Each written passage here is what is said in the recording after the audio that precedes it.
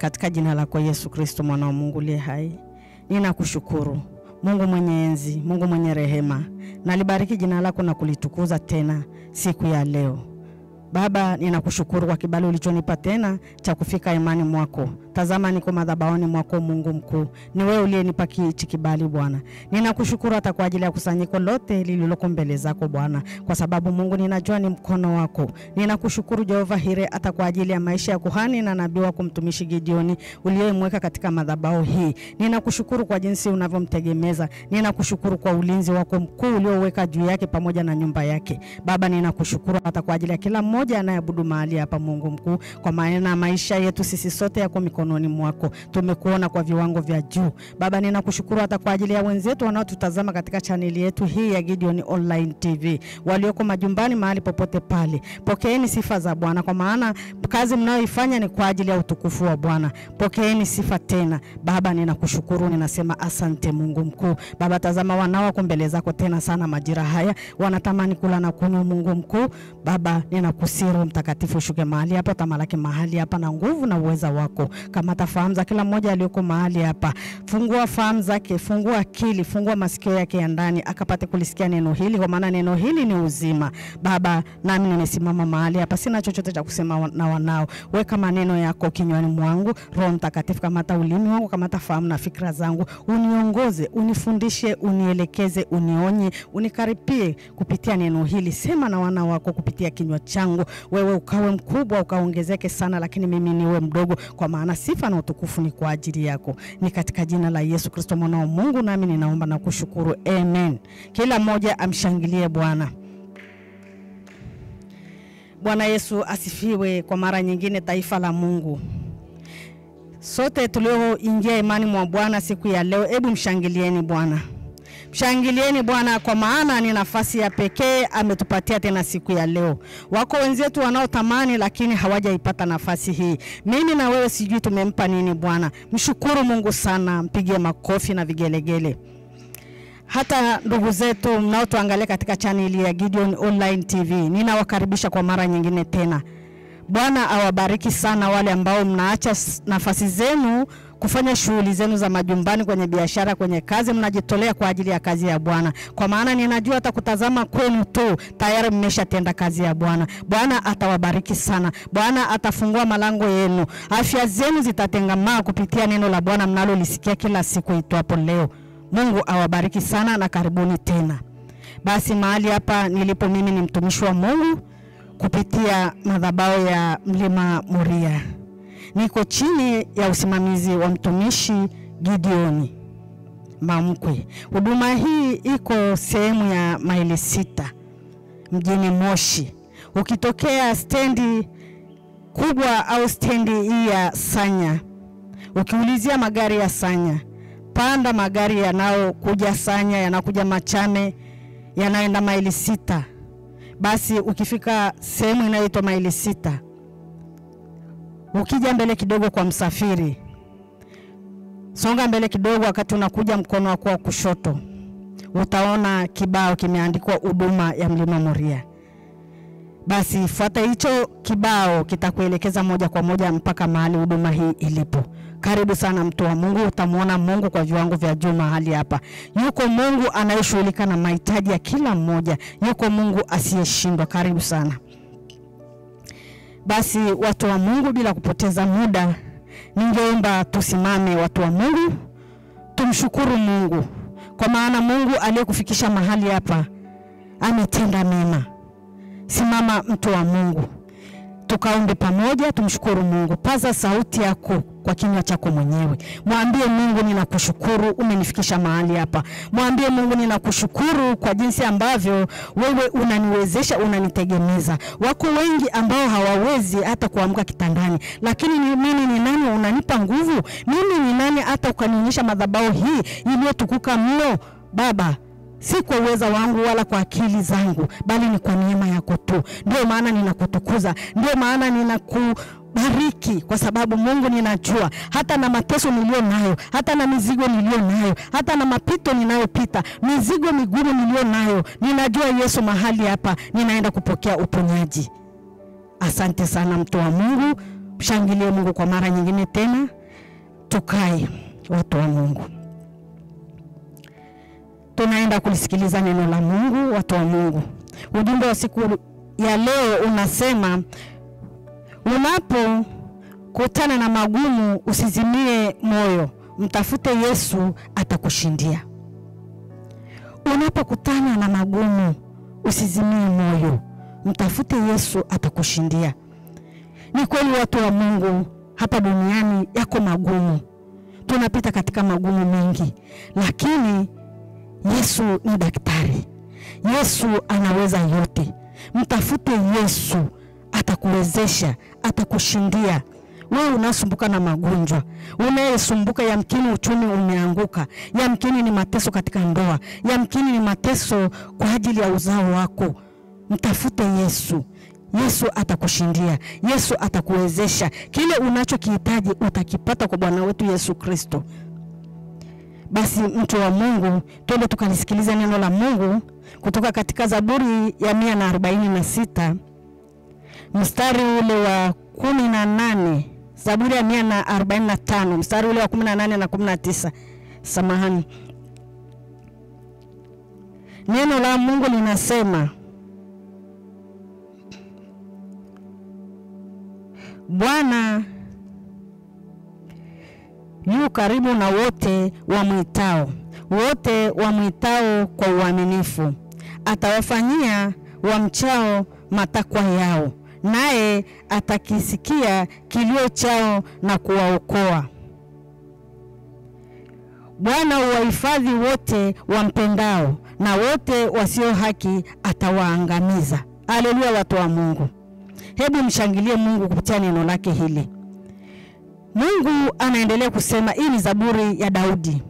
Daudi anasema, Bwana yu karibu na wote wamwitao kwa uaminifu. Ewe mtu wa Mungu ulioko mahali hapa, hata yule ambaye anatuangalia katika channel yetu hii ya Gideon Online TV, yamkini unayo teso, unayo magumu unayopitia. Haijalishi ni ugonjwa, haijalishi ni uchumi umeyumba, haijalishi ni pito la namna gani, Bwana wetu Yesu Kristo hajawahi kushindwa na jambo lolote. Ikiwa aliwafufua wafu, atashindwa na nini? Hawezi kushindwa kuondoa ugonjwa ulioko ndani yako. Hawezi kushindwa kuwabadilisha watoto wako akaja katika mfumo unaompendeza Mungu. Hawezi kushindwa kurekebisha ndoa yako ambayo yamkini inakutesa, yamkini inayumba. Hawezi kushindwa kurekebisha uchumi wako ambao umeyumba, mtu wa Mungu. Kwa hiyo mtafute Mungu sana kwa uaminifu. Bwana anasema yu karibu na wote wale wamwitao. Wote wamwitao kwa uaminifu. Kuwa mwaminifu mbele za Mungu. Kama kweli unataka wewe upone, kama unataka kubarikiwa, kama unataka kile unachokihitaji mbele za Mungu, chochote kile, kuwa mwaminifu kwanza. Unahitaji uache dhambi. Unahitaji uache makando kando. Ndipo unapomwelekea Bwana, atashughulika na lile teso lako. Ndio maana ya kuwa mwaminifu. Mungu apendezwe na makando kando. Anapenda watu waaminifu. Unapokuwa mwaminifu, naye ni lazima ataingilia kati lile teso lako.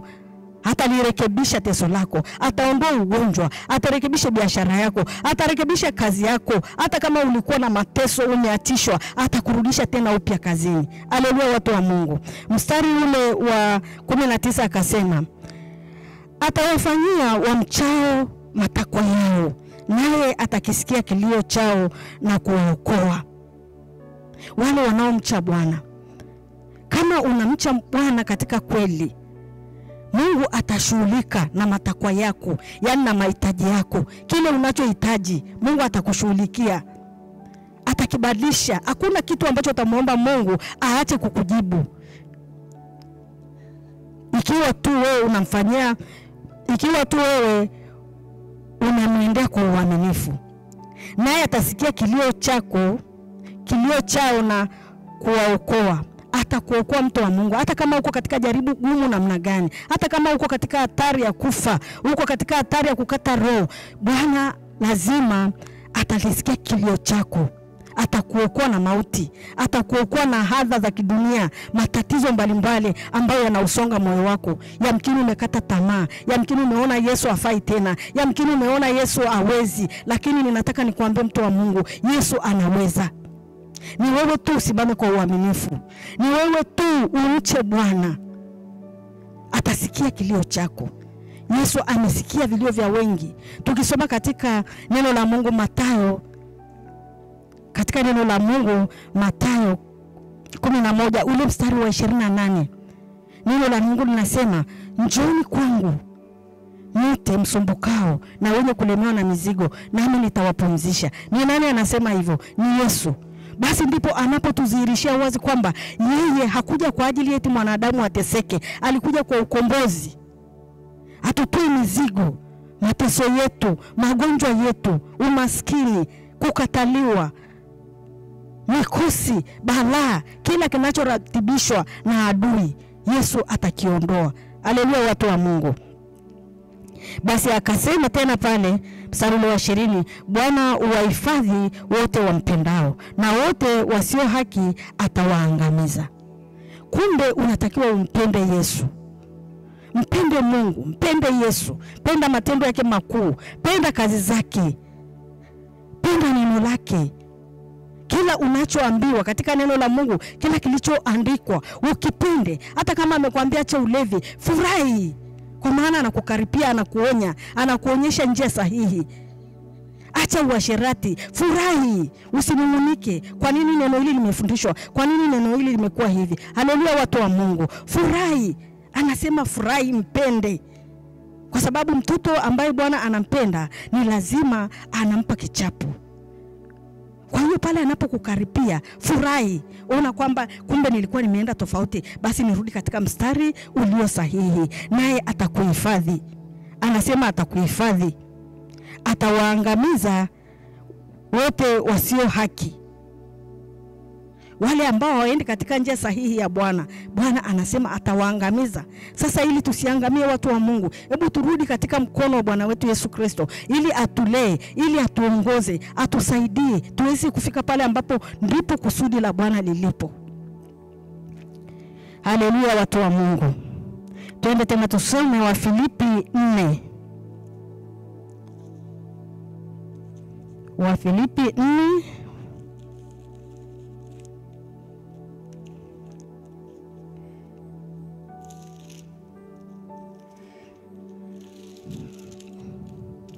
Wafilipi 4 tuanze ule mstari wa 6 hadi wa 7.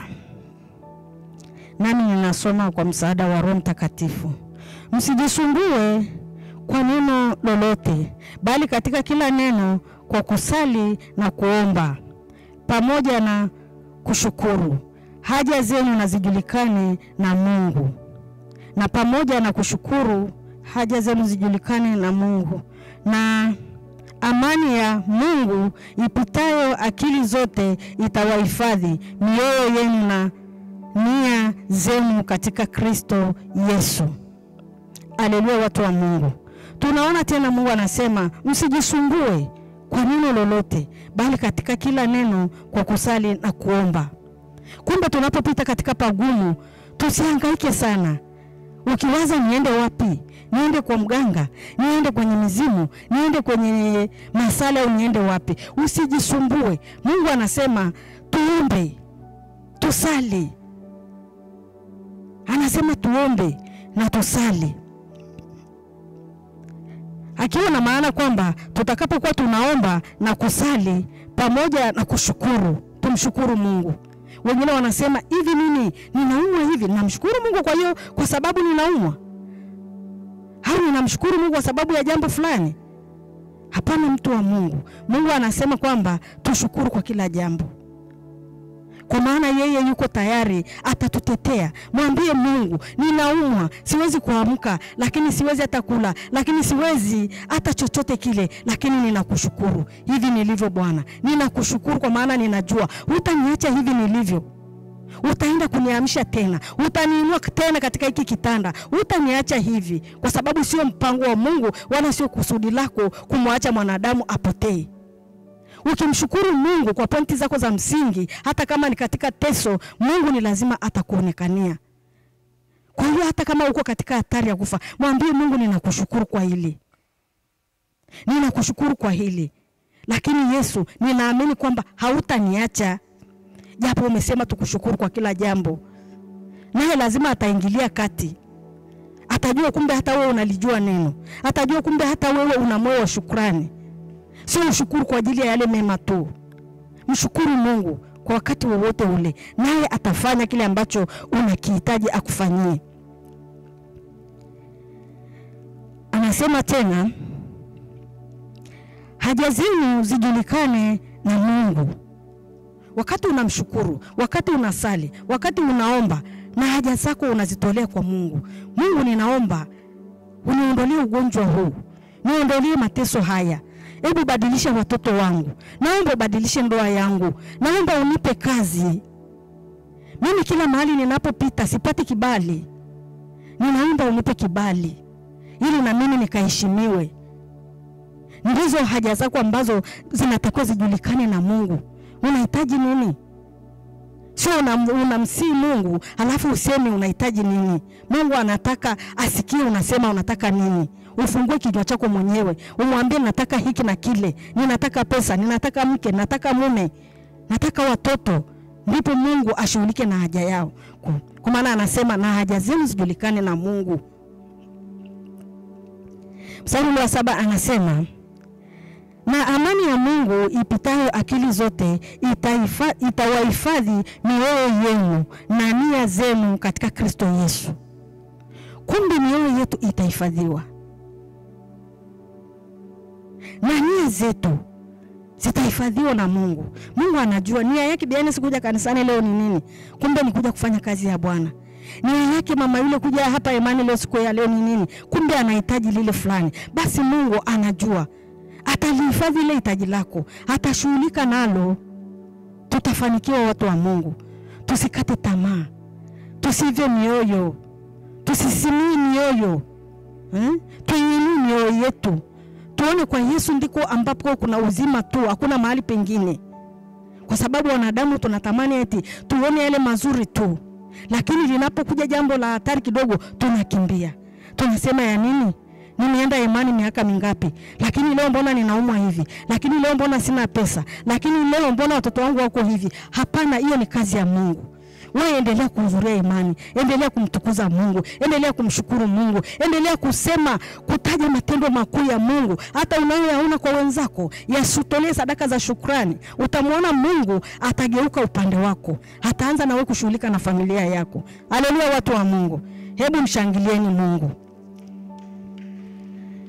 Kwa sababu watu wa Mungu, angalia, wako wenzetu, wako majumbani. Lakini natuangalia katika channel yetu hii ya Gideon Online TV. Ni imani yao wameiinua. Wanaona hata nikiangalia ile TV pale mimi bado tu ninamuona Yesu. Sembuse yetu sisi tunaofika mahali hapa. Ni kwa nini imani yetu isipande juu zaidi tukamuona Mungu? Tusizimie mioyo watu wa Mungu mahali popote pale. Tuingie katika jaribu la namna gani? Usizimie moyo. Inuka, endelea kumcha Bwana, endelea kumtukuza, tangaza matendo yake makuu. Ndipo Mungu naye anakufurahia. Ndipo Mungu naye anakutendea. Haleluya watu wa Mungu. Shangilieni Bwana kwa mara nyingine tena. Tukienda Zaburi ya 28 mstari ule wa 6 hadi wa 7. Zaburi 28